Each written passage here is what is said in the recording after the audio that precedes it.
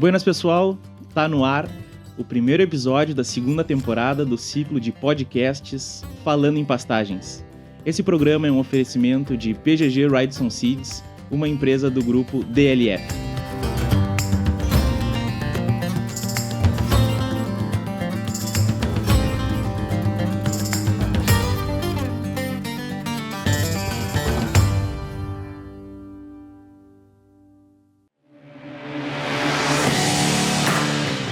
A pastagem é densidade de semeadura, escolha da genética adequada e conhecimento da cultura antecessor.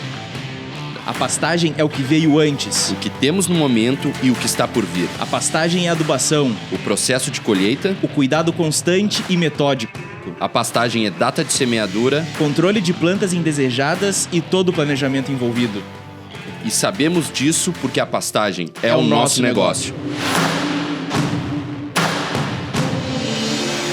Quem está conosco hoje é a Marion Streck Dali Carbonari, zootecnista formada pela Universidade Estadual de Ponta Grossa, com mestrado e doutorado, então nós temos uma doutora aqui, no assunto de forrageiras. Tudo que ela falar está dito. Trabalhou durante 9 anos na Fundação ABC e resolveu colocar o próprio negócio e está tendo um êxito absurdo, que é o MSDC Consultoria e o MSDC Lab. Então, conosco, Marion, muito obrigado por ter aceito o nosso convite e vamos ter uma conversa aí sobre forragem conservada, principalmente. E fica à vontade para fazer qualquer colocação e vamos ter essa conversa aí. Eduardo? Bom dia, pessoal. Um prazer, Marion, te receber hoje aqui. Então, a ideia da nossa conversa é falar um pouco sobre o teu trabalho, né? O que tu faz hoje. Então, a tua trajetória, eu te conheço desde o tempo da Fundação ABC. Também explicar um pouco o que é a Fundação ABC, como é que começou esse teu trabalho de pesquisa em forrageiras, e daí depois a gente vai entrando na parte de forragens conservadas. Contigo a coisa. Fale um pouco sobre ti. Obrigada, gente. É um prazer estar aqui. Uma parceria de longa data que nós temos, né? Eu estou completando esse ano 15 anos de formada. Então, são mais de 15 anos trabalhando nessa área de forragens conservadas. Quando eu estava na graduação, já no primeiro ano, no primeiro mês de graduação, eu já fui para a área da pesquisa. Então, lá eu me identifiquei. Então, fiquei alguns anos trabalhando na pesquisa no IAPAR, que hoje é IDR, lá em Ponta Grossa, com os Purnã. A gente fazia pesquisa de qualidade de carne e sempre envolvia a parte de forragens conservadas.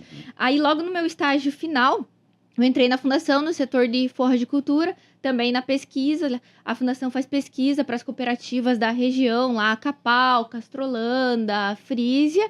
E aí, foquei nessa área toda a minha carreira. Em 2019, na MSDC Consultoria, a gente começou fazendo pesquisa e acabou que a empresa foi fundada no início de 2020 e quando a gente fundou a empresa veio a pandemia.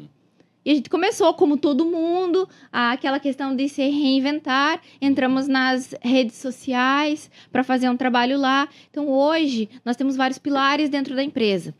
Nós fazemos a área de pesquisa, nós temos campos experimentais no Paraná, focado na área de forragens conservadas, mas também tem alguma coisa de pastagem, mas pela área que eu atuo, principalmente lá na região dos Campos Gerais, das bacias leiteiras, a gente acaba trabalhando muito com pré-secado, com forragens conservadas de inverno, também a parte de silagem de milho. Nós temos campos experimentais no Rio Grande do Sul, aqui em Carlos Barbosa. Nós fazemos um trabalho grande com a cooperativa Santa Clara, inclusive estava apresentando trabalhos de pesquisa juntamente com a cooperativa, levando informações técnicas ao produtor, fazendo essa parte de pesquisa no campo e depois entregando a resposta. Dei aulas de graduação também, dei aulas de pós-graduação. Hoje não é um grande foco nas atividades. Damos muito treinamento para diversos segmentos, assim, para prestadores de serviço, para empresas, para time de empresas, alguns treinamentos para produtores, para cooperativas, para técnicos. Então, a gente acaba rodando quase que o Brasil como um todo, aí falando de forragens conservadas. Hoje tem subido muito a ideia de fazer pré-secados com outros tipos de forragem diferentes do que a gente está acostumado, aveia, azevém, algumas forragens tropicais, de braquiárias. Então a gente já foi para norte e nordeste do país falar sobre isso. Recentemente estive no Paraguai também para falar sobre forragens conservadas.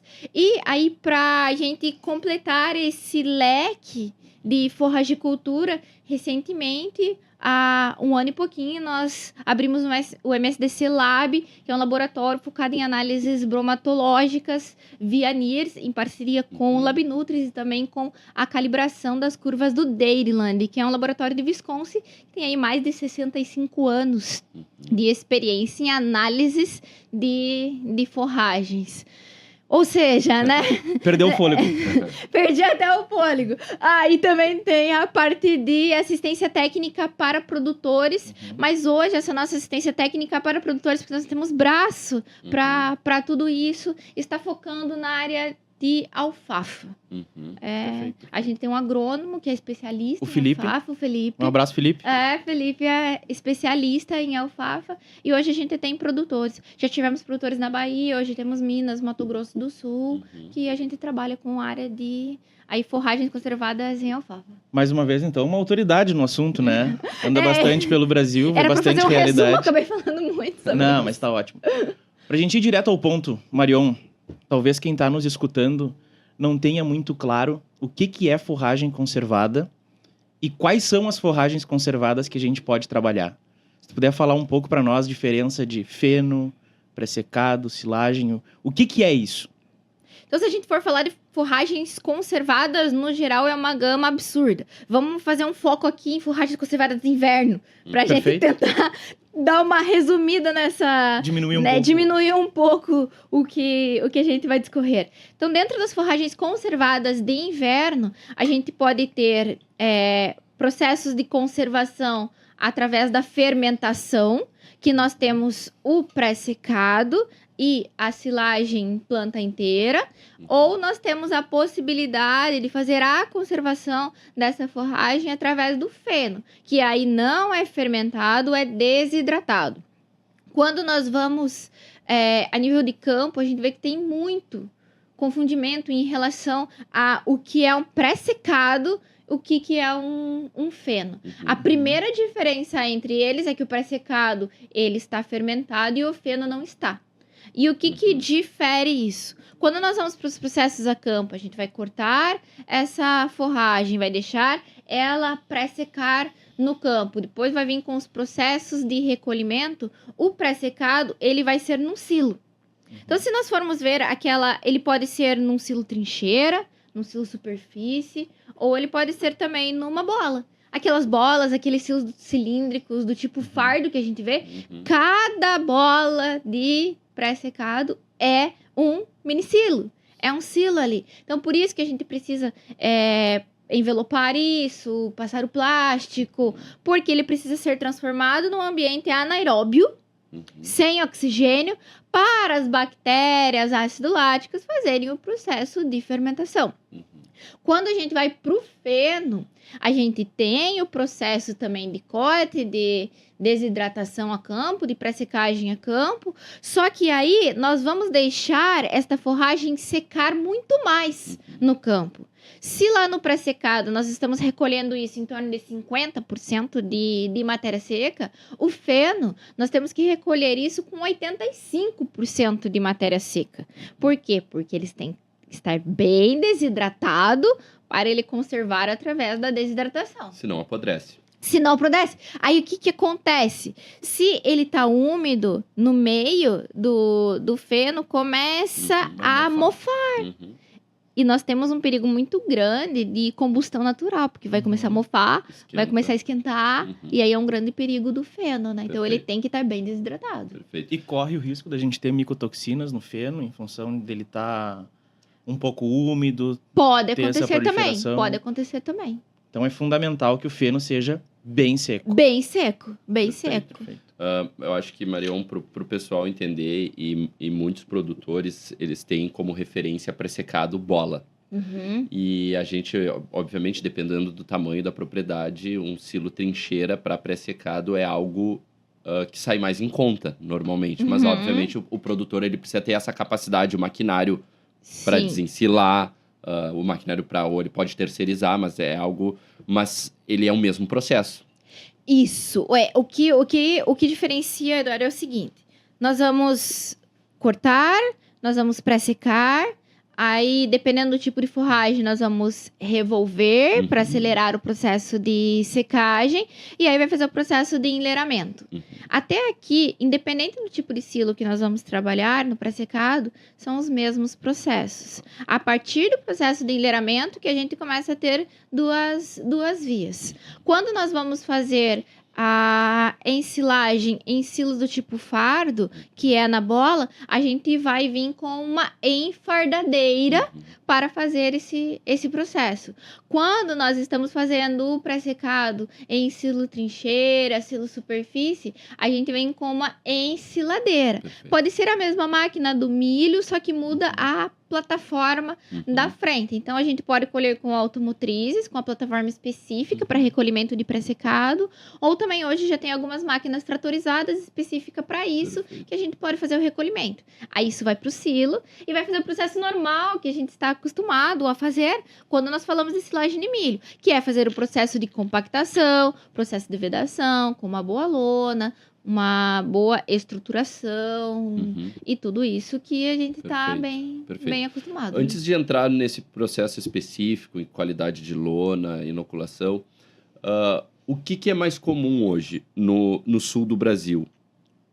Forragens de inverno. É fazer feno ou fazer pré-secado? E quais são as dificuldades? Porque o sul do Brasil, no inverno, a gente sabe que chove muito. Uhum. Então, essa umidade acaba, quando tu vai indo mais para a primavera, vai secando e vai facilitando um pouco mais o processo.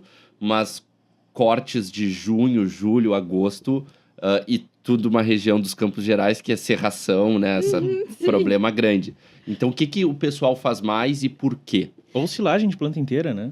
Tá, então calma aí, vamos organizar as ideias aqui. Vamos pensar lá na questão do pré-secado e feno. Na região que eu estou, que é a região dos Campos Gerais, por que faz muito mais pré-secado do que feno? Quando nós estamos lá no período que essas forrageiras de inverno, elas estão com a maior produtividade, a gente em alguns momentos pode até não ter um regime de chuvas em relação de 2, 3 dias. Mas a grande questão é o período de molhamento dessas plantas. Elas ficam muito tempo com o período de molhamento, com o orvalho. Ou seja, pode passar 2, 3, 4 dias por ter muito orvalho, muita serração, ela não vai chegar aos 85% de matéria seca para recolhimento do feno. Aí que a gente faz o pré-secado, que a gente pode recolher antes. Por isso que a gente vê muito pré-secado sendo feito. E aí, a decisão entre fazer um pré-secado de bola e fazer um pré-secado em silo trincheira, o que nós temos que pensar é o seguinte: como nós estamos falando de silagem, se a gente for fazer um silo trincheira, nós precisamos ter uma camada de retirada diária de pelo menos ali 40 a 50 centímetros do painel do silo. Então, são para produtores que vão aí utilizar uma grande quantidade desse pré-secado na nutrição dos seus animais. Então, ele tem que, o tamanho dele, a frente dele tem que ser de acordo com a necessidade de alimentação do rebanho dele diária. O corte tem que ser exatamente, senão ele começa a estragar ou a proteína começa a ser degradada. Eu sempre falo que a produção de forragens, ela começa do final pro início. Porque pra gente programar o que vai fazer, a primeira pergunta é: produtor, que animais eu vou alimentar? quanto vai comer, qual vai ser nossa estratégia. Que aí, Leonardo, vem muito a pergunta que você falou. Qual é a nossa estratégia? Tudo isso é forragem conservada, é volumoso, é fonte de fibra fisicamente efetiva nas dietas. Mas quando eu vou para a parte do pré-secado e do feno, nós temos aí produção de proteína bruta, inclusão de proteína bruta nas dietas. Aí quando nós vamos para silagens planta inteira, nós temos ali cultivares, espécies forrageiras produzindo grãos, produzindo amido, e nós vamos para uma outra vertente, que é a vertente energética dentro das dietas. Por isso que para a gente programar, fazer um planejamento forrageiro, saber o que, como que vai conservar, a gente tem que entender o que a gente precisa de nutrientes dentro da nossa propriedade. Perfeito. E outra pergunta que tem que ser feita é o quê? Qual a disponibilidade de maquinários que eu tenho na minha região?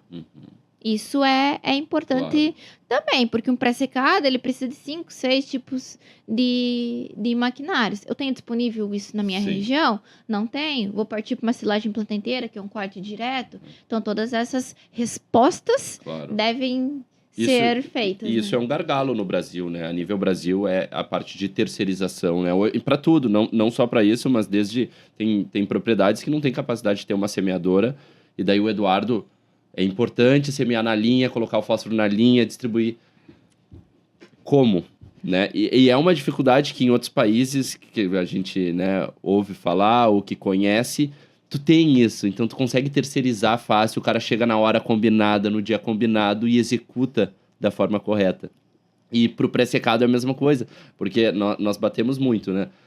A forragem conservada, se pensar em uma produção de leite freestyle ou compost bar, o cara vai precisar produzir externo para colocar. Mas se colocar produções de base a pasto, que o animal está pastando, a gente sabe que a curva de oferta e demanda é muito difícil equalizar e que elas estejam parelhas. Então vai ter momento que sobra comida e momento que falta comida.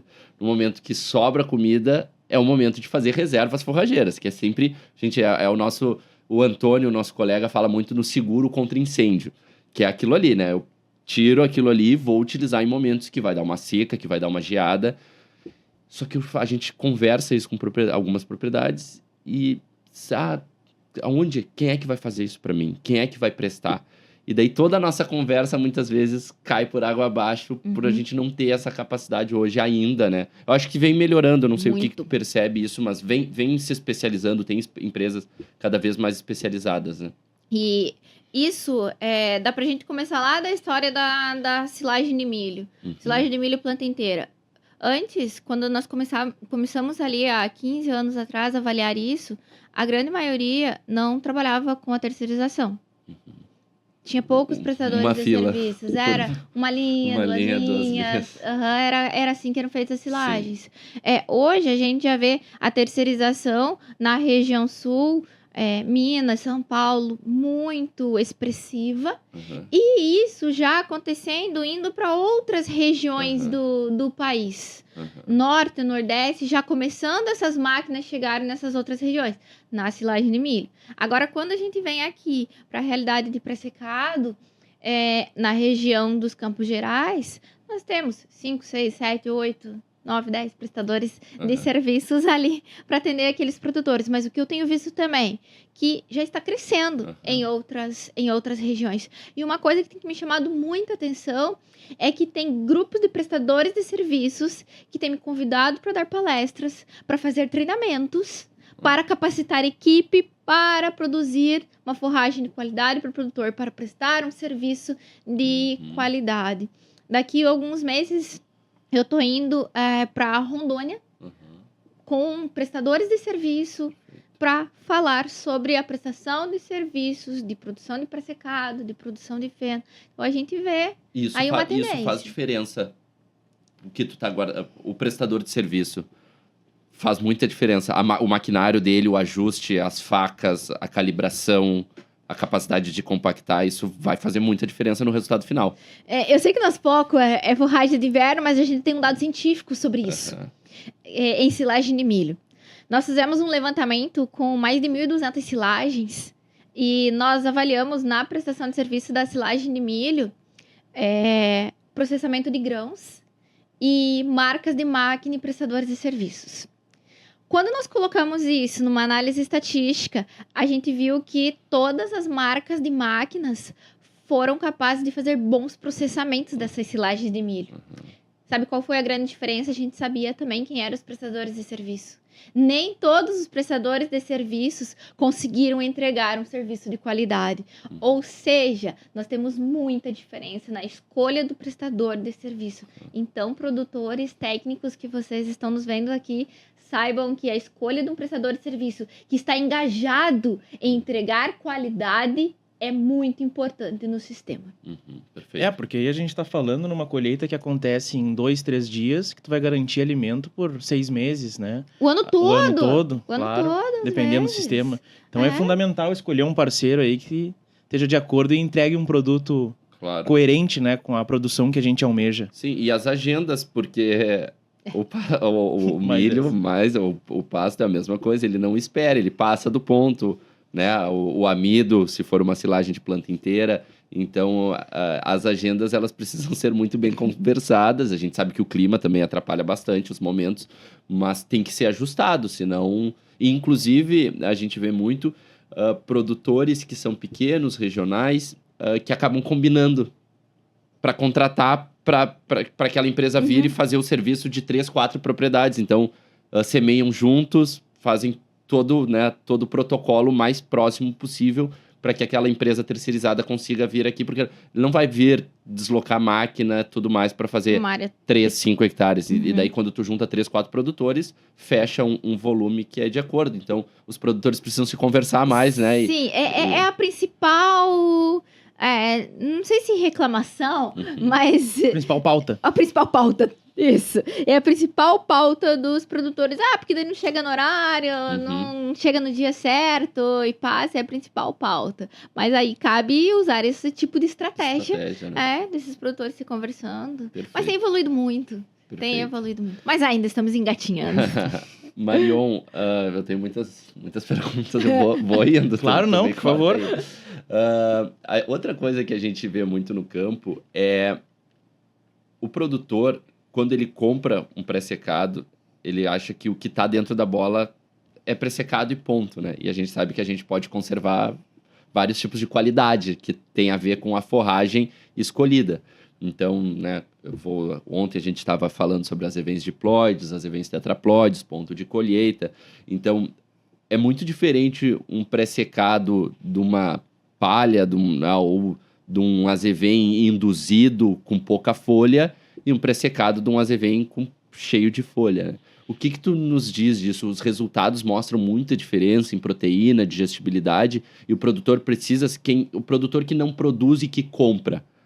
Existem prestadores que entregam já com uma análise bromatológica ou é tudo a mesma coisa? O cara entrega R$500 a bola, não sei, estou chutando, e não importa o que tem dentro. Ou o produtor já está exigindo um pouco mais desse prestador. Ele está querendo buscar materiais de mais qualidade, não só em produção, mas em qualidade, porque, né, obviamente, produção é importante, mas a qualidade junto com a produção compõe isso aí, né?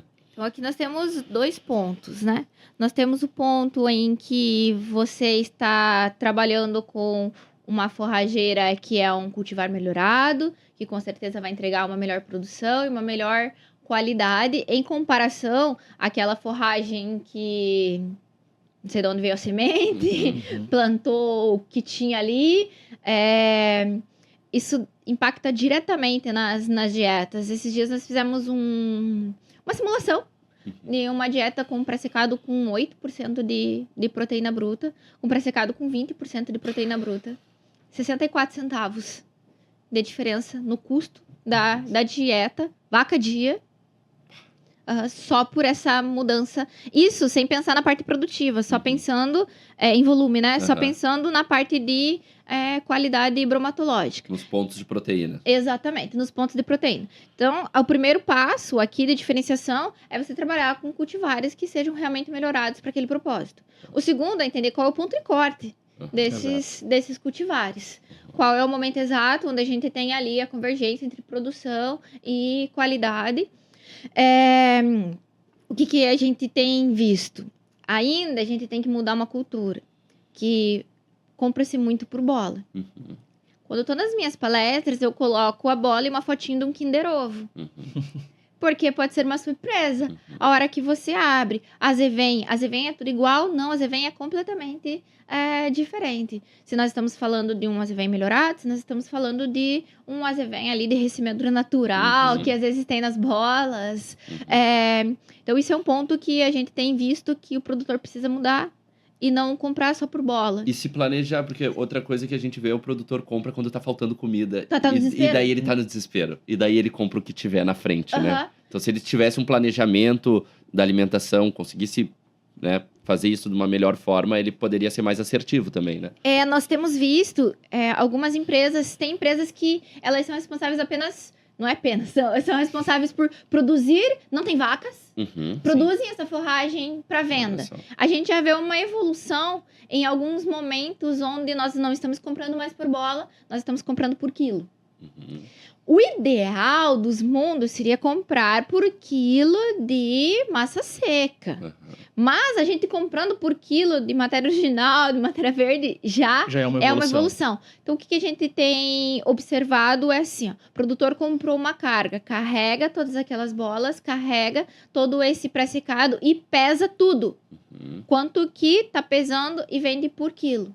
E aí, essas empresas que já estão vendendo por quilo, elas já estão entregando o laudo bromatológico daquele lote, daquele corte. A gente já vê, nós no laboratório, a gente tem recebido muitas amostras de empresas que fazem a venda disso. E cabe o produtor exigir isso. Perfeito. Porque quem faz certo, quem faz com qualidade, quem está engajado de uma maneira séria, ele vai ter o laudo bromatológico. Ele vai fazer questão de mostrar o laudo bromatológico.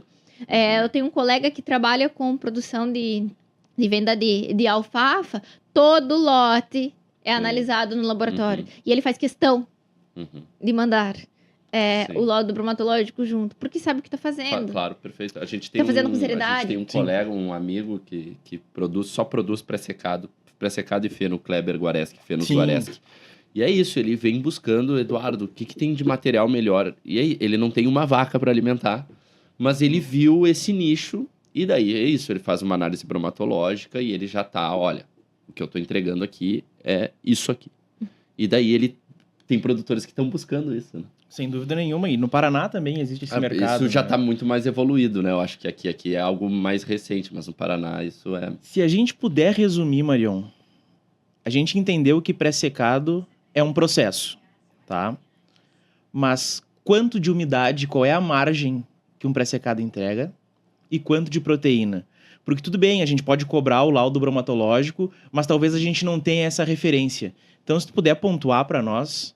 O que é um pré-secado? Deve ter quanto de umidade, quanto de proteína, quanto de FDN, não sei se tem mais algum outro parâmetro que tu considere fundamental para a gente dizer, tá, isso é um pré-secado. Agora eu vou falar o que o pessoal das agrárias fala. Depende. Depende. Eu vou falar em teores de proteína, porque eu vou falar de diversas espécies ali que fica mais fácil de entender. Fatores que a gente tem que observar. Proteína, fibras. Então, a gente quer maior proteína, a gente quer menor FDN, porque o FDN está relacionado diretamente ao consumo, né? Então, quanto menor FDN, maior o consumo do animal. E hoje, a nutrição de precisão já está vindo com o quê? Com a digestibilidade dessa fibra. Que essa fibra seja mais digestível. Mas vamos ali do início de teor de matéria seca. Pré-secados de aveia e azevém, de cultivares melhorados, com grande quantidade de folhas, nós temos trabalhado em torno de 45% a 55% de matéria seca. Quando nós vamos para alfafa, a gente já pode descer um pouquinho, 38% a 45% de matéria seca. Em média, a gente tem visto os pré-secados de aveia com 16% de proteína bruta, mas pode ter resultados melhores e maiores, né? Pré-secados de azevém com 18%, mas a gente já tem análise de 27% de proteína bruta, mas claro, é um azevém bem adubado, mais novinho ali, sem né? colocado uma ureia. Isso aí. Mas tu tem que manter, porque a gente vê muito isso em matéria verde, a gente vê azevens com 30%, 32%, mas tu colher isso e tu manter isso alto também é algo... Porque processos fermentativos têm perdas, então você tem que fazer isso muito bem feito. Né? Mas em média 18% de proteína nos azevens. Quem aí quer exigir um pouco mais, exige uns 20, aí é mais 18, tá. A gente tem visto bem, ok? E quando a gente vai para as alfafas, 22% de proteína. Alfafas indo até mais, 24% de média, mas acho que uns 22 tá ok aí para uma alfafa. Perfeito. Bom, com esses parâmetros aí, a gente pode pensar um pouco, né? E refletir se de fato a gente está comprando um material de qualidade. Mais uma vez, como tu comentou, sair desse parâmetro de comprar por bola e passar para matéria seca, para qualidade. Mas só antes de finalizar ainda nesse tema, a gente tem valores mínimos chegando no laboratório em torno de 6% de proteína, 8% de proteína. Mas eu não vou passar muito do tempo, mas a gente teve um problema uma vez, um azevém, um Interstar 3, em Vacaria, e uma lavoura incrível, em trincheira, foi pressecado em trincheira. E eles estavam começando um sistema gigante, empresários, e eles fizeram um silo muito alto. E eles não conseguiam compactar direito. E simplesmente a proteína sumiu. Ela derreteu. A gente pegava e foi a 6% de proteína. E a gente sabia que não. Aquele azevém, quando ele entrou no silo, ele estava com uma proteína no mínimo 20%. Mas tu não conseguia, a lona ficou solta, o oxigênio não teve a anaerobiose como deveria ter e simplesmente queimou, né? Eu acho que não... A gente pode deixar para o próximo episódio pra gente falar sobre qualidade higiênica de silagem. Tá muito linkado a isso que vocês estão falando. Bom, tá convidado então. Mas a gente não encerra por aqui. A gente vai fazer uma pausa agora, tomar uma água. E em seguidinha a gente volta com o segundo bloco do primeiro episódio da segunda temporada do Ciclo de Podcasts, Falando em Pastagens. Já pensou em semear um azevém de alta tecnologia sanitária? Sabia que a PGG Ridson Seed possui um programa de melhoramento genético no Brasil? Somos a primeira empresa privada a ter um programa de seleção para azevens resistentes à brusone. O primeiro material lançado é o azevém PGW Feroz. Além de ter um teto produtivo maior que os outros diploides de ciclo curto, ele resiste à alta pressão de doenças como brusone e ferrugem. Seu campo merece o melhor, seu rebanho também. Retornando então, iniciamos agora o segundo bloco, mas a gente continua naquele mesmo assunto que estávamos, da qualidade do pré-secado. E o Eduardo acompanhou a campo um caso muito interessante de winter, que o processo de confecção não resultou na melhor qualidade. Se puder expor para nós o que aconteceu. Era o que eu vinha comentando, né, Leonardo? A gente tinha um material de alta qualidade, com uma adubação equilibrada, com ureia no momento certo e com corte no momento certo. Então, a nível de campo, estava tudo perfeito para a gente ter um resultado ótimo. Mas a propriedade estava iniciando nesse processo. Foi o primeiro corte de pré-secado que a propriedade fez. E ela dimensionou os silos, né? Pensando num silos, eram silos para milho silagem e para pré-secado. E eu acredito que tenha diferença também nessa altura, né? E eram silos extremamente grandes. É uma propriedade que hoje deve estar com próximo de 700 vacas em lactação, tudo em robô. Hoje tem 3 galpões. Então, ela estava terminando o primeiro com 250 vacas, mas a estrutura dos silos já era uma estrutura pensando no final, que é 1.000 vacas em lactação. Então, eu acho que devido a isso, devido a essa altura, ou faltou peso de máquina, a gente não conseguiu compactar direito, a propriedade não conseguiu compactar direito. Eu me lembro que a lona também, ela não... Porque quando a gente vê um silo bem feito, a lona puxa, né? Tá? A lona não se mexe, né? Não estou nem falando em barreira de oxigênio, mas a lona fica muito bem fechada. Eu me lembro da lona batendo e a gente foi ver a análise bromatológica depois que tinha estabilizado e a proteína tinha sumido. Então, a gente pensava em ter um 18% de proteína e a gente estava com 6% ou 8% de proteína. E, bom, foi o material... O que aconteceu aqui, né? O cara se desespera. Poxa vida, eu tenho 80 hectares de pré-secado colhido aqui. Num corte, né? Obviamente. Daí, no segundo corte, a gente começou a mudar, mudou a dimensão também. E isso foi, hoje, a propriedade está 100%, está tudo funcionando muito bem. Continuam trabalhando com o Interstar 3, mas esse processo de compactação e colocar da lona não funcionou. O que tu pode nos falar É isso mesmo? Queima mesmo a proteína? O que acontece, né? Quando nós estamos falando de processos de fermentação, sempre vão existir perdas. Mas aí, se a gente fizer um processo adequado, nós vamos ter menos perdas, e um processo inadequado vai ter muito mais perdas. A gente sempre diz que produzir silagem é uma conexão de fatores. A gente precisa ter uma lavoura muito bem conduzida, que nesse caso tinha, mas se a gente não tiver um bom processo de ensilagem, a gente não vai ter uma silagem de qualidade. Rapidamente, nesse caso que você contou, observando o que eu imagino que foram os principais erros, os principais problemas. E a gente vê isso com frequência acontecendo, colocar as silagens de inverno na trincheira do milho, por exemplo. Isso está mal dimensionado, porque numa dieta padrão de uma vaca produzindo 30 litros de leite, nós vamos utilizar 30 quilos de matéria original de silagem de milho e 6, 7 quilos de pré-secado, de uma silagem planta inteira. Ou seja, o volume de utilização dessa forragem não é o mesmo, dessa forragem de inverno, essa segunda fonte de forragem, não é o mesmo do que uma silagem de milho. Então, o dimensionamento do silo tem que ser diferente, o dimensionamento do silo tem que ser menor. Outra coisa, a compactação dos pré-secados é mais difícil de ser feita do que a silagem de milho.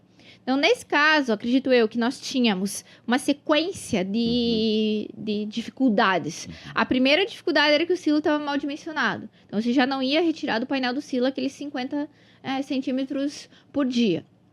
Outra questão, a compactação também não estava adequada.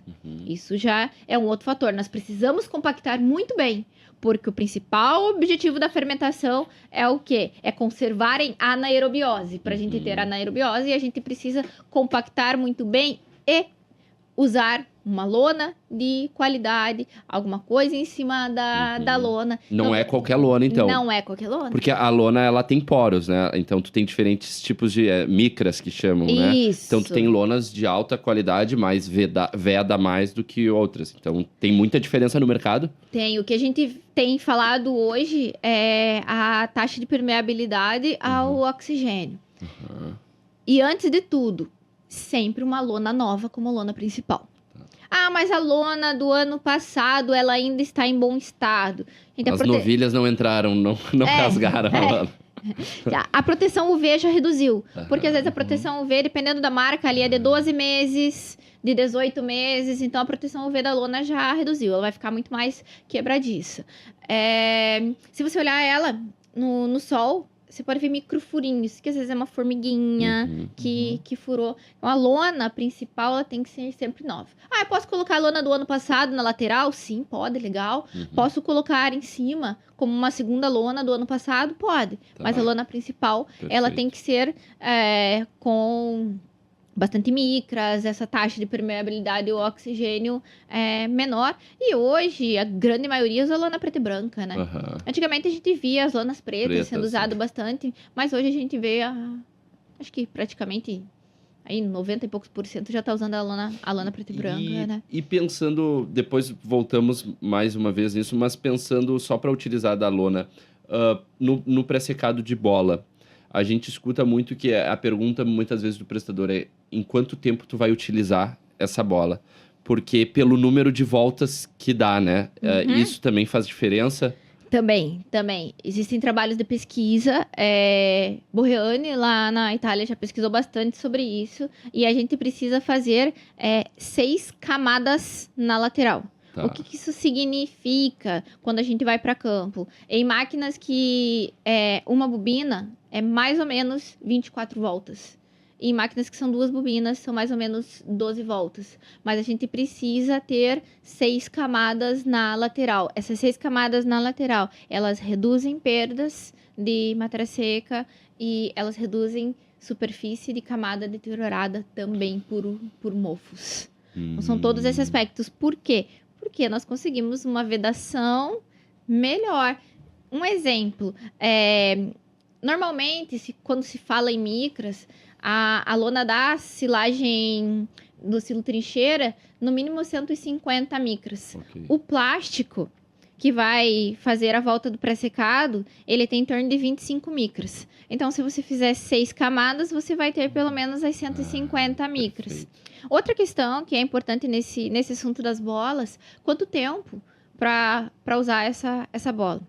Segundo os trabalhos também do George Bohany, ele diz que a partir de 150 dias, a gente já começa a ter mais de 10% de superfície coberta por mofo nessas bolas. E tem outra questão, novamente, a proteção UV dos plásticos é em torno de 12 meses a 18 meses. Então, o ideal é que a gente utilize essa bola até um ano. É melhor que a gente tenha menos superfície coberta por mofos em 150 dias, beleza, mas até um ano a gente ainda tem essa proteção UV e deixar longe de produtos de deriva, porque os produtos, eles acabam com essa proteção UV. Então, às vezes, o que acontece? A gente produz as bolas na área que vai plantar o milho, né? Então, produziu no inverno essas bolas, deixou tudo na lateral. Aí, vem fazendo todas as aplicações no milho. Ou, às vezes, tem um matinho, vou tirar esse matinho, vou fazer uma aplicação ali na costal do lado da bola. Isso não é interessante. Cuidar com deriva de produtos e sempre armazenar essa bola em pé e não deitado. Tá. E o formato, eu já vi tu falando num vídeo do não deixar a bola com o ombro. Sim! Isso também faz diferença. Sim, isso faz diferença, porque quando nós estamos lá no meio de uma fase que é você usar a rede ou o fio, é mais interessante usar a rede. E essa rede também tem que estar bem ajustada para a gente ter o formato dessa bola, porque a rede ela é responsável por manter a estruturação da bola, manter a compactação dessa bola. Então, se eu tiver uma rede muito bem ajustada, eu já estou mais um caminho andado, mantendo a estruturação e a compactação dessa bola para reduzir aí a entrada de oxigênio. Esses ombros é quando você não faz muito bem a parte da lateralização das redes. Eu vejo muito ficando um tanto assim, ó, na lateral, que a rede não está completando todo o fardo. A rede tem que completar todo o fardo, porque nessas laterais ali que compõem a bola vai ficar oxigênio, e é ali que quando você abre, você começa a ver as superfícies deterioradas por mofo, porque ali permaneceu oxigênio. Perfeito. Então teve fungos filamentosos, leveduras se desenvolvendo ali. E as pesquisas mostram para nós que quanto maior o número de leveduras na silagem, a gente reduz a produção de leite. Tá tudo envolvido, gente. Que loucura. Não, a gente percebe aí que tem 3 principais processos nessa confecção da forragem conservada, seja ela qual for, que é a produção a campo, o processo de colheita e a armazenagem depois. Então, não é muito fácil, a gente está aqui fomentando que os produtores tenham essa estratégia dentro da propriedade, porque, como comenta o Antônio, mais uma vez, é um seguro contra incêndio, mas é um processo bastante tecnificado e não é fácil essa condução, né? Então, talvez aí procurar um parceiro que já trabalha com isso, que presta o serviço, seja uma boa alternativa. Antes disso, quero falar mais uma coisa. Sobre a questão de matéria seca. Tá. A gente comentou a matéria seca, Leonardo, mas eu vejo muitos erros quando o pessoal está recolhendo muito verde. Com matérias secas de 20 e poucos %, e aí a gente muda o processo de fermentação. Claro. A gente passa a ter uma fermentação não desejável, uma fermentação butírica, através do Clostridium, que não é o que a gente quer. E isso pode ter causa não só para a qualidade, mas para o animal? Isso pode intoxicar o animal? Sim, com certeza. Pode ter... a gente diz qualidade higiênica de silagem. Tá.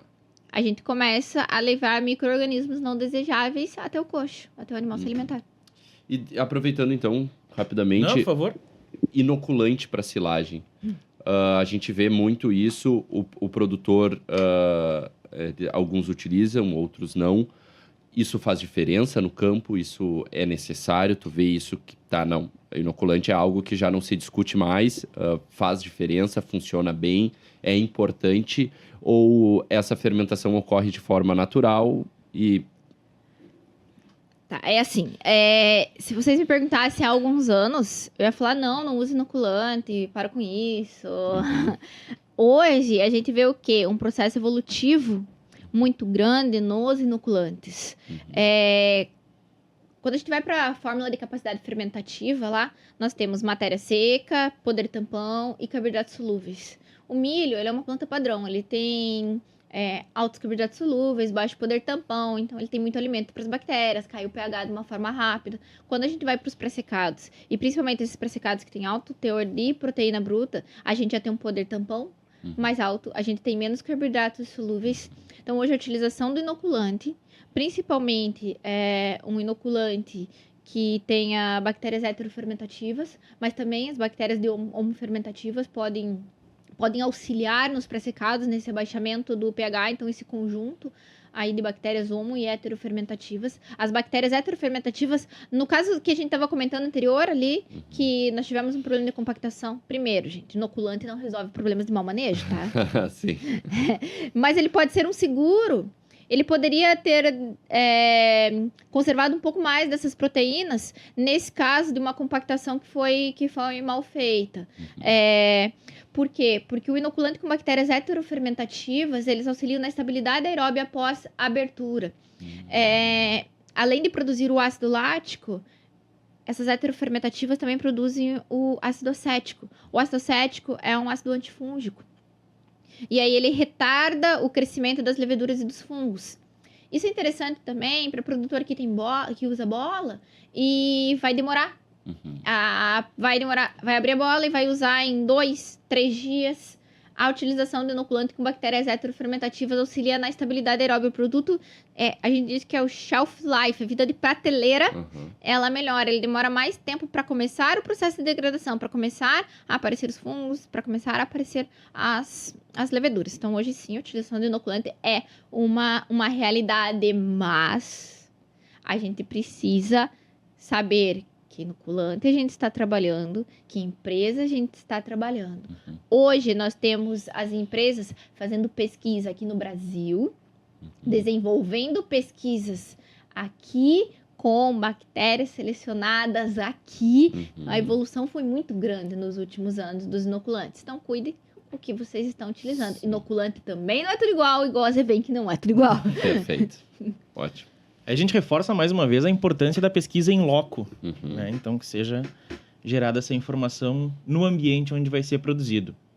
Indo para esse lado, a gente vê que tu apresenta muito dado, é impressionante. Muita coisa é gerada em universidades, por instituições de pesquisa, mas também tu tem os teus campos experimentais e a gente gostaria de entender como é que funciona isso.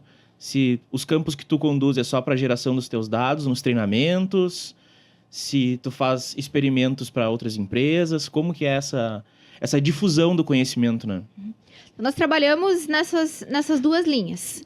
Nós temos alguns experimentos internos que nós fazemos para utilizar na assistência técnica ao produtor, para utilizar na difusão de dados, para dar as palestras, na parte de alfafa nós temos muitos trabalhos internos que a gente tem feito, mas nós temos também um pilar muito grande, que é essa parceria com as empresas que demandam algum ensaio, alguma avaliação em específico. A gente faz, inclusive, trabalhos com inoculantes, com ácidos de demanda das empresas, mas nós temos os campos experimentais que a gente planta diversos tipos de forragens, com diversas estratégias, diversos cultivares, trabalhos de VCU, por exemplo, nós fazemos trabalhos em conjunto de VCU. Vou citar um exemplo do Azevém.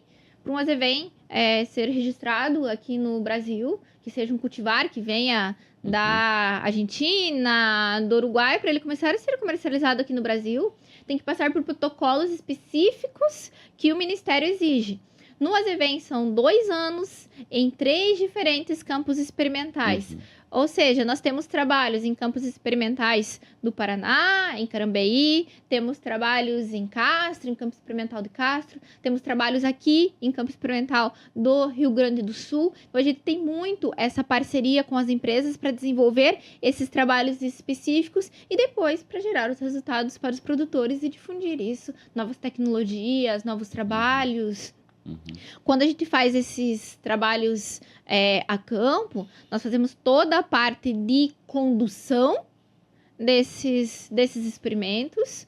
A parte de análises bromatológicas, como a gente tem o laboratório, a gente entrega a parte completa. Produção, qualidade, análise de doenças, toda a parte de adaptação desses cultivares. Uhum. Auxiliamos também as empresas na tomada de decisão em alguns direcionamentos.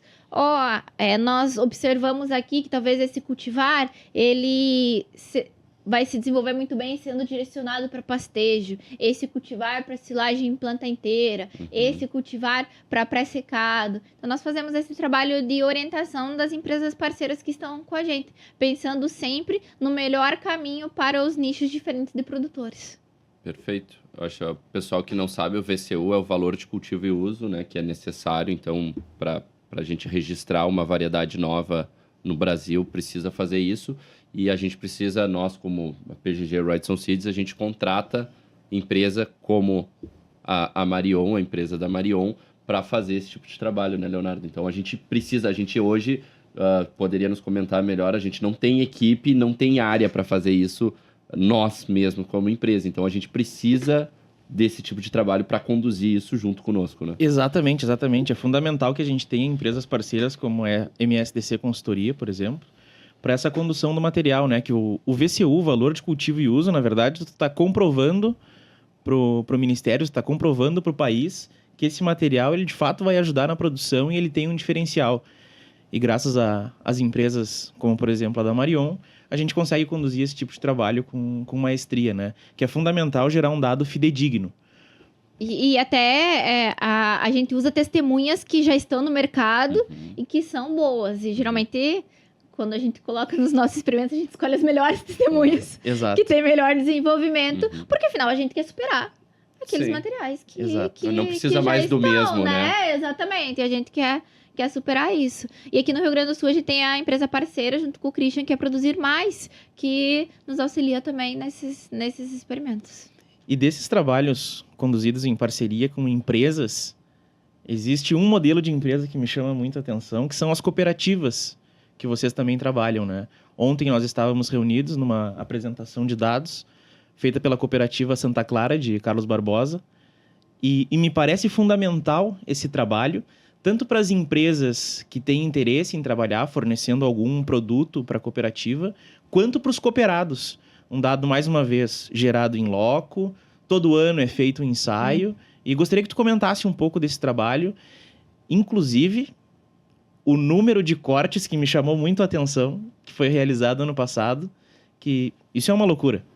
Então, assim, pra vocês terem uma ideia de dimensão disso, desde 2020, na MSDC Consultoria, nós já conduzimos mais de 300 ensaios a campo nesses anos. E aqui na Santa Clara, falando em dimensão, é muito interessante o sistema que eles fazem. Nós auxiliamos no desenvolvimento desses experimentos. O que nós fazemos? Nós fazemos vários experimentos com vários propósitos e várias estratégias. Para quê? Para a gente conseguir atender a gama de todos os produtores, ou a maioria dos produtores de leite da Santa Clara, em cada um dos seus nichos e propósitos. Então, agora, desde 2022... a gente está desenvolvendo esse trabalho na cooperativa, na parte de inverno, então foi o 4º ano de trabalho. Nós temos um campo experimental, então a cooperativa Santa Clara tem um campo experimental focado na área de experimentos de forragens.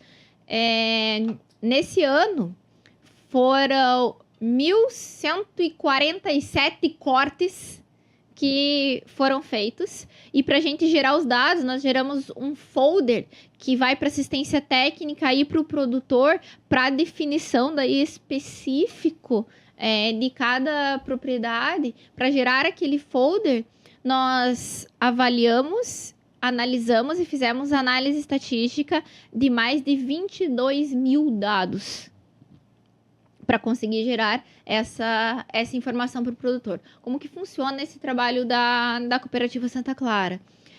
A cooperativa tem a demanda de quais são as espécies e os cultivares. Nós colocamos isso tudo em análise experimental, em experimentos com repetições, com análise estatística.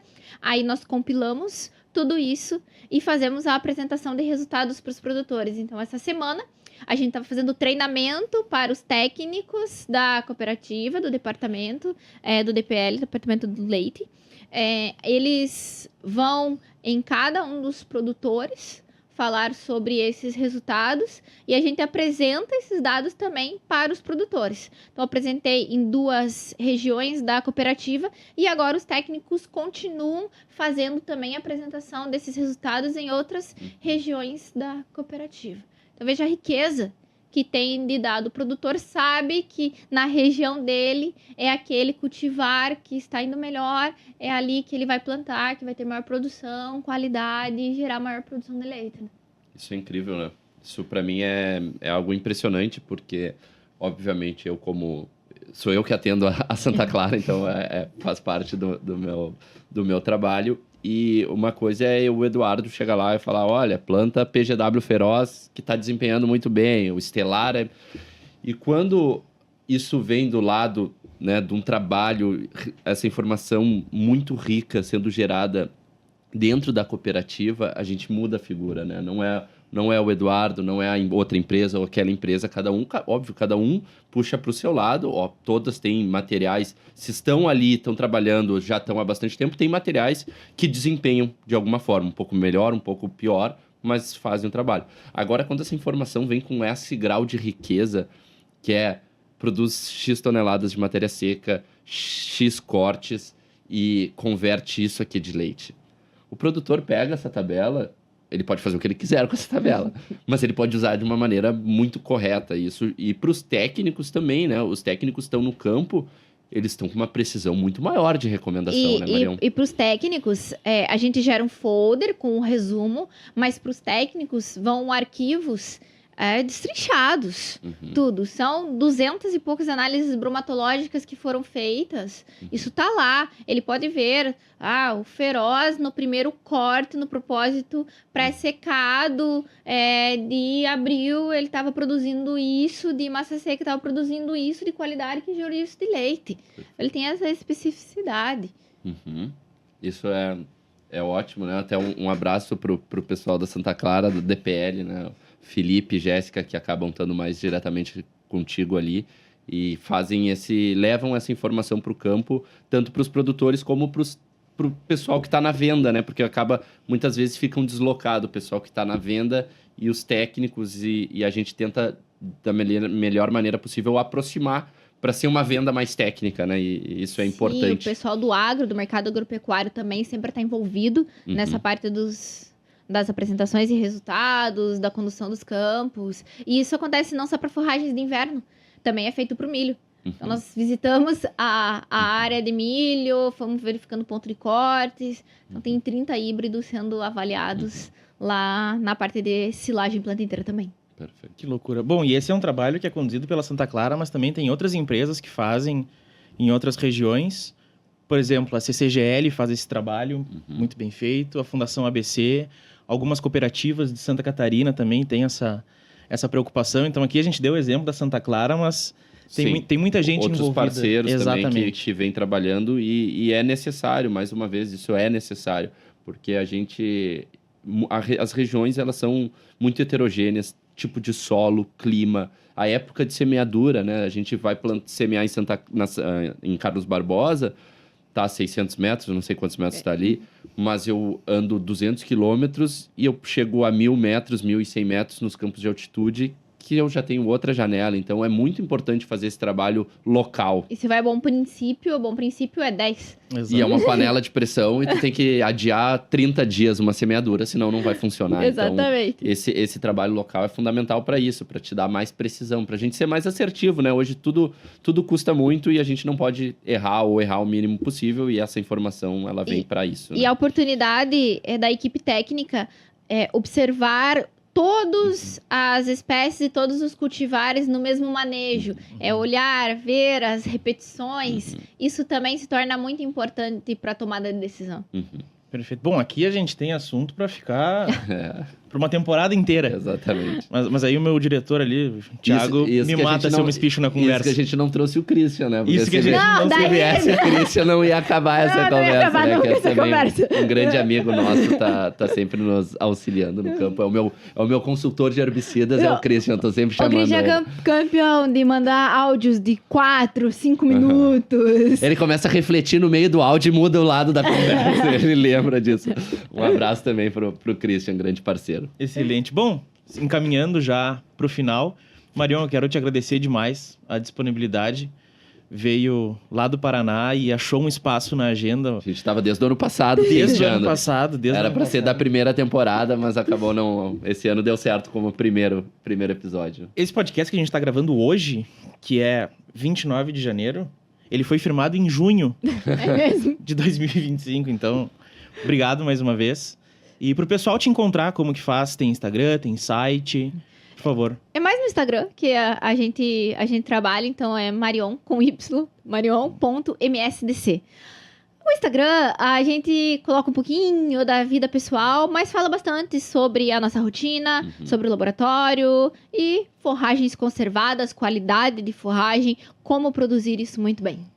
Uma perguntinha, o teu laboratório tá aberto para, por exemplo, eu tenho algum produtor queira mandar, ou isso tá só dentro do teu trabalho especificamente da pesquisa? Não, o laboratório é aberto, ele fica sediado em Ponta Grossa, é o MSDC Lab. Lá no Instagram tem o link para falar diretamente com as meninas lá no laboratório. Uhum. E nós temos um diferencial dentro do nosso laboratório, que todas as análises que são feitas antes de chegarem no produtor, no técnico, quem enviou essa amostra, eu olho todas elas, eu faço uma varredura, uma observação. Então, a gente tem uma análise muito crítica de tudo que acontece. Como eu venho da pesquisa, essa parte metodológica, nós temos POPs específicos para cada análise. E o Dairyland, ele tem curvas específicas para a cada material, por exemplo. Se a gente vai lá para as silagens planta inteiras, não é uma curva de silagem de pequenos grãos para todos. Nós temos uma curva de silagem de triticale, uma curva de silagem de aveia, uma curva de silagem de trigo, uma curva de pré-secado de azevém. Ou seja, a gente tem uma precisão muito grande nesse resultado bromatológico. Bom, e ao entrar em contato com o laboratório, pode usar o cupom... Não, mentira, não. Ainda não chegamos nesse nível. Bom, mais uma vez, pessoal, muito obrigado. Esse foi o primeiro episódio. A gente tem aí uma temporada riquíssima, assim como foi a última. Se ainda não consumiu, está disponível no Spotify, no YouTube. Nos visite, mande mensagem para nós no Instagram e nos vemos no próximo Falando em Pastagens. Se tu gostou desse episódio, não esquece de seguir a gente na sua plataforma preferida e de compartilhar também esse episódio com algum amigo produtor.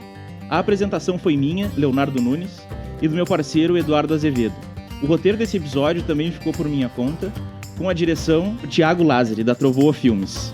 Gravado com todo cuidado aqui no estúdio Salinha, em Porto Alegre. Obrigado pela sua audiência e até o próximo encontro.